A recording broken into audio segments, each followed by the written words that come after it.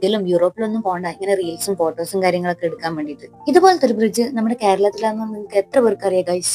അതെ, ഇത് നമ്മുടെ സ്വന്തം കേരളത്തിലെ കൊല്ലം ജില്ലയിലാണ് വരുന്നത്. നിങ്ങൾ കൊല്ലം ജില്ലയിൽ പോവുകയാണെങ്കിൽ കണ്ടിരിക്കേണ്ട ഒരു കിടിലൻ സ്പോട്ടാണ് ഈ പുനലൂർ സസ്പെൻഷൻ ബ്രിഡ്ജ്. 148 വർഷം പഴക്കമുള്ള ഒരു സസ്പെൻഷൻ ബ്രിഡ്ജാണിത്. 1877 തിരുവിതാംകൂർ രാജാവായ ആയിലം തിരുനാൾ വർമ്മയുടെ കാലത്താണ് ഈ പാലം നിർമ്മിച്ചത്. ഇതിന്റെ ഹിസ്റ്ററി എന്ന് പറഞ്ഞാൽ 1871 ഈ വർക്ക് സ്റ്റാർട്ട് ചെയ്യുന്നത്.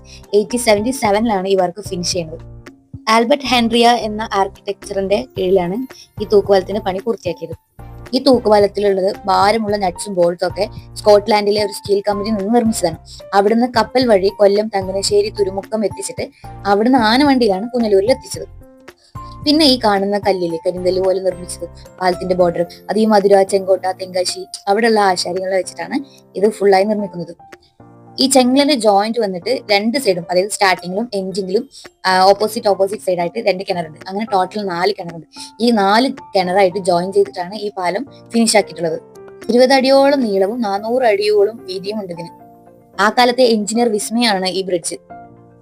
1818 പബ്ലിക്കിന് വേണ്ടിയിട്ട് ഈ പാലം ഓപ്പൺ ചെയ്ത് കൊടുക്കുന്നത്. പക്ഷെ ആ ടൈമിൽ കുറെ പേർക്ക് ഒരു ടെൻഷൻ ഉണ്ടാവും, ഈ പാലം സ്ട്രോങ് ആയിരിക്കും, എങ്ങനെ ഉണ്ടാവും, എന്താണെന്നുള്ള കുറെ ഡൗട്ടുകൾ ആ സമയത്തുണ്ട്. അങ്ങനെ ഈ പാലം നിർമ്മിച്ച എഞ്ചിനീയറിലെ ആൽബർട്ട് ഹെൻറി ആളുടെ ഫാമിലി ആയിട്ട് ഈ പാലത്തിന്റെ നേരെ താഴെ അടിയിലായിട്ട് സെന്ററിൽ പോയി നിന്നു, ഫാമിലി ആയിട്ട് കപ്പില്. അതായത് മറ്റുള്ളവർക്ക് വിശ്വാസം വരുന്ന രീതിയിലേക്ക് പോയി നിന്നാണ്. അത് എത്രത്തോളം വിശ്വസിക്കാം എന്ന ഉറപ്പ് വരുത്താൻ വേണ്ടിയിട്ട് 6 ആനകൾ ഒരുമിച്ച് നടത്തിയിട്ടാണ് ഈ പാലത്തിന്റെ സ്ട്രോങ് അവർക്ക് മനസ്സിലാക്കി കൊടുത്തത്. ഈ 148 വർഷമായിട്ടും ഇപ്പോഴും ഈ പാലത്തിന് ഒരു കേടുപാടും സംഭവിച്ചിട്ടില്ല എന്നുള്ളത് ഭയങ്കര വലിയൊരു അത്ഭുതമാണ്. കാരണം എത്ര വർഷമായി, 148 വർഷം എന്ന് പറയുമ്പോൾ ചെറുതൊന്നുമല്ലല്ലോ. പിന്നെ നിരവധി സോങ്സും വെഡിങ് ഷൂട്ടൊക്കെ പറ്റിയ ഒരു അടിപൊളി പ്ലേസ് ആണ്.